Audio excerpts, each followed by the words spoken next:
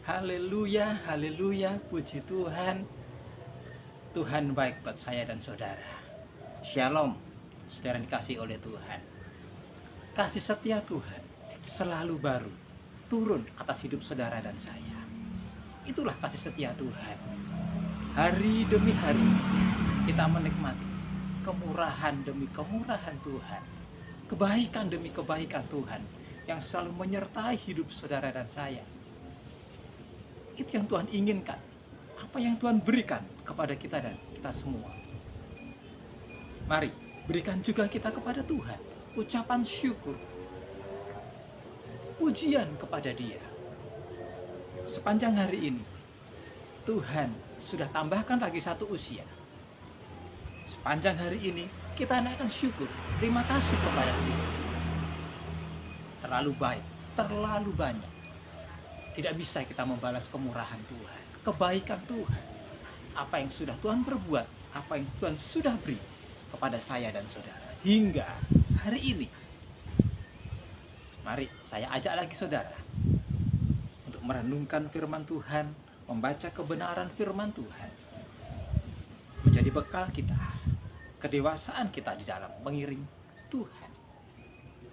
Amsal Sulaiman pasal yang ke-31.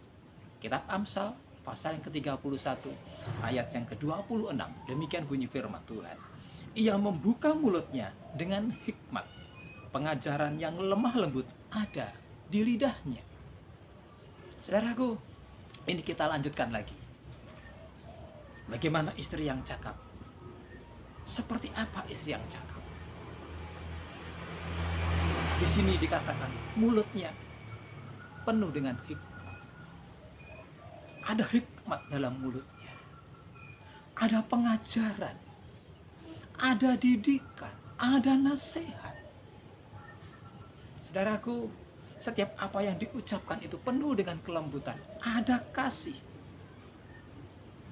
Setiap yang mendengarkan, suami yang mendengarkan, anak-anak yang mendengarkan, itu merasa disegarkan. Mengalir aliran kasih di sana. Ada kelembutan di sana. Ada rasa, ada aroma yang begitu harum. Itulah lidah, mulut seorang istri yang cakap di hadapan Tuhan. Memang istri memang cerewet, jauh lebih banyak bicara daripada kaum laki-laki. Tapi itu wajar. Memang dia di sana untuk mampu mendidik anak-anaknya. Untuk bisa belajar bicara, istri jauh lebih banyak bicara. Tapi bicara walaupun dia cerewet, walaupun dia banyak bicara, tapi bicaranya itu bicara yang penuh dengan kelembutan. Mampu memberikan semangat kepada suami yang lemah. Kepada anak-anak disemangati.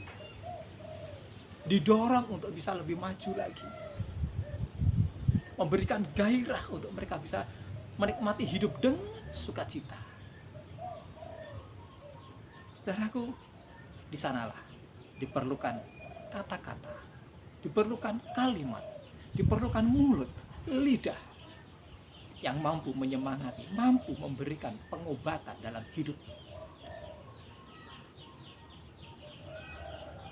Keluarga yang demikian, istri yang memberikan suasana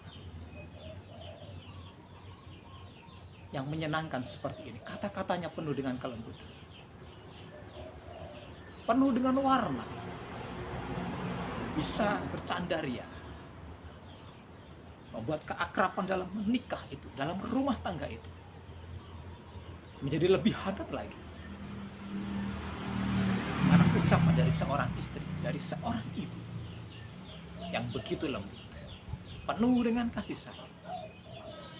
Saudaraku, ini yang diharapkan.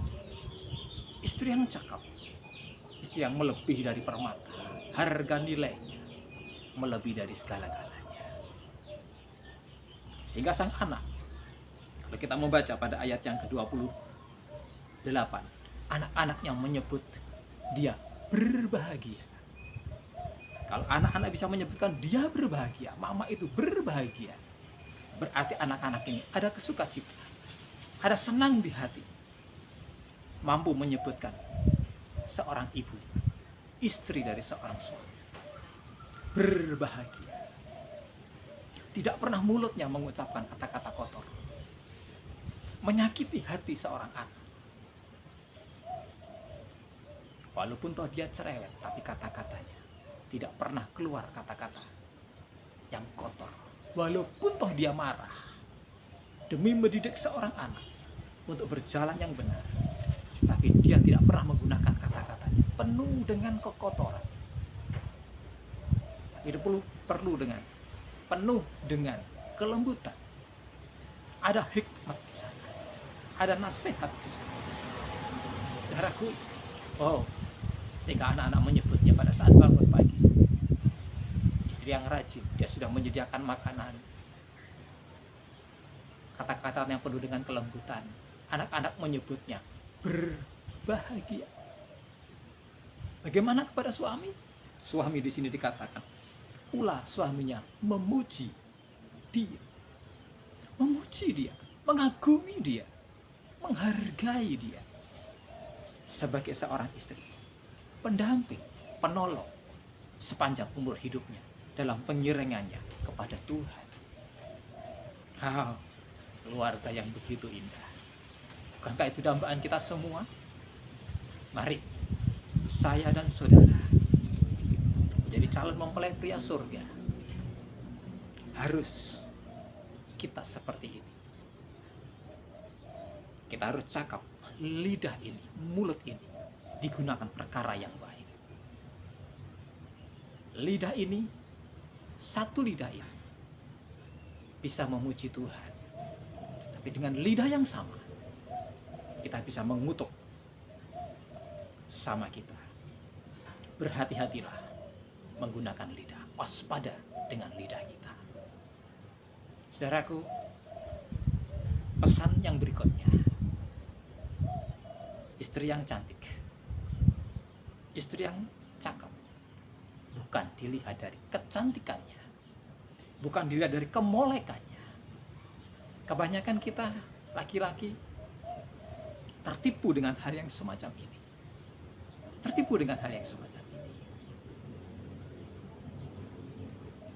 Kemolekan adalah bohong dan kecantikan adalah sia-sia.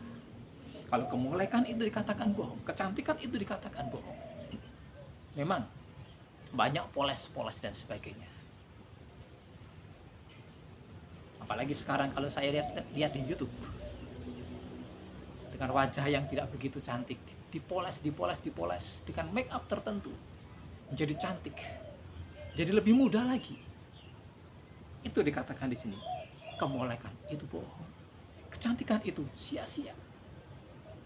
Namun kecantikan yang dari Tuhan, kecakapan yang dari Tuhan, itu abadi. Apa itu? Istri yang cakap. Cakap, bisa dipercaya, perbuatannya baik, dia rajin, senang bekerja. Dan barusan kita baca lagi, lidah mulutnya penuh dengan hikmat. Saudaraku, istri yang punya keyakinan juga akan hari depan. Ada keyakinan dari istri yang cakap, Tuhan suka. Mari sepanjang hari ini renungkan firman Tuhan. Kaum laki-laki, kaum suami, mari jangan kita lihat apa yang dinamakan kemolekan, kecantikan itu bohong dan sia-sia. Kecantikan yang dari Tuhan itu abadi, nobel karakter, kemuliaan yang abadi yang dari Tuhan. Sifat-sifat yang mulia ini, itu yang perlu kita kejar. Dan itu kalau kita sudah mendapatkannya, kita menjaga bagaimana kita harus cakap di hadapan Tuhan.